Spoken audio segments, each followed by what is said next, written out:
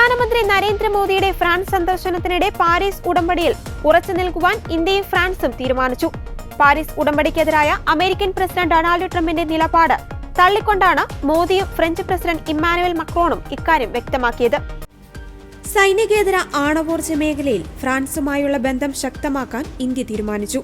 പ്രധാനമന്ത്രി നരേന്ദ്രമോദിയും ഇമ്മാനുവൽ മക്രോണും തമ്മിൽ നടത്തിയ ചർച്ചയിൽ ചെറിയ റിയാക്ടറുകൾ സ്ഥാപിക്കുന്നതിലടക്കം സഹകരിക്കുവാൻ ധാരണയായി.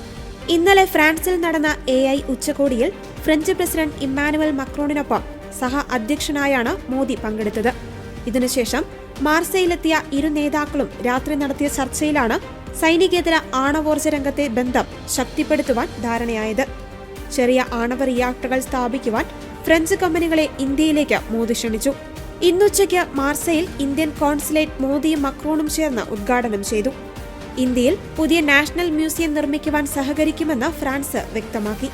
അതേസമയം AI ഉച്ചകോടിക്കിടെ ഇമ്മാനുവൽ മക്രോൺ നരേന്ദ്രമോദിക്ക് കൈകൊടുക്കാതെ അവഗണിച്ചു എന്ന തരത്തിൽ പ്രചരിക്കുന്ന വീഡിയോ സർക്കാർ വൃത്തങ്ങൾ തള്ളിക്കളഞ്ഞു.